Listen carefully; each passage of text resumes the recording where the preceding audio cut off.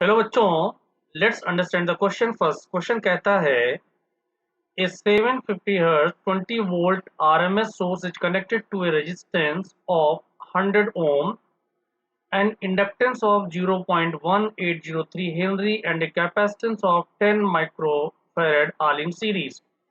The time in which the resistance will get heated by 10 degree centigrade पूछा गया है।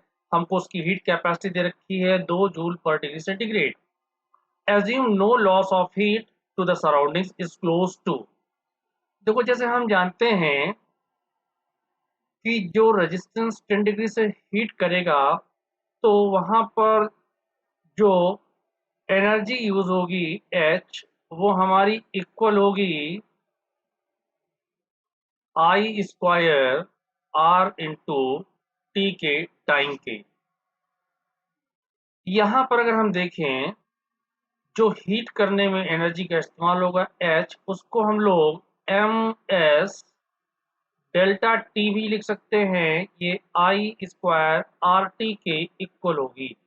यहाँ पर ये एम एस हमारी हीट कैपेसिटी है, तो यहाँ से अगर हम टाइम की वैल्यू को निकालेंगे तो टाइम की value M S delta T upon I square R के इक्वल होगा। एम एस की वैल्यू दे रखी है 2 जूल पर degree centigrade into delta T change in temperature हमारा 10 है अपॉन आई स्क्वायर की वैल्यू नहीं पता है। आर की बात करें तो आर हमारा दे रखा है 100 ओम के इक्वल। इसको हमने इक्वेशन नंबर 1 कह दिया।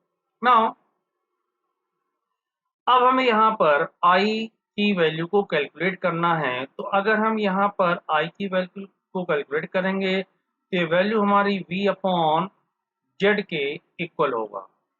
जहाँ पर v की वैल्यू हमारी 20 है, जेड की वैल्यू इक्वल होगी square root of R square plus XL difference XT का होल स्क्वायर।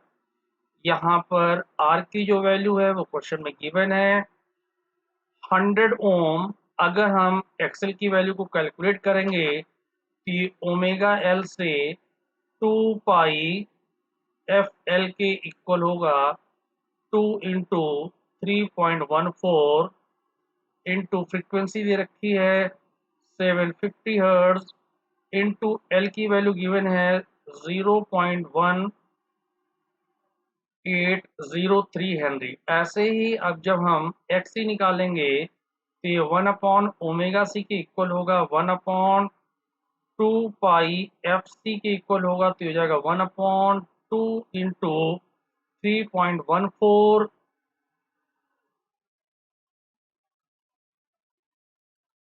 इंटू एफ की वैल्यू है 750, सी की वैल्यू ये रखी हमको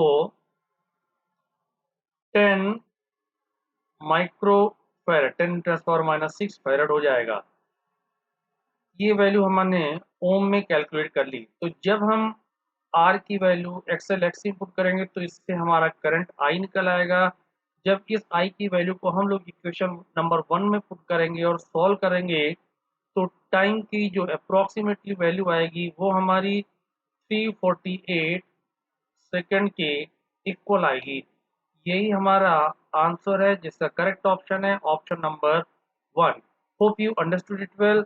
बेस्ट ऑफ लक।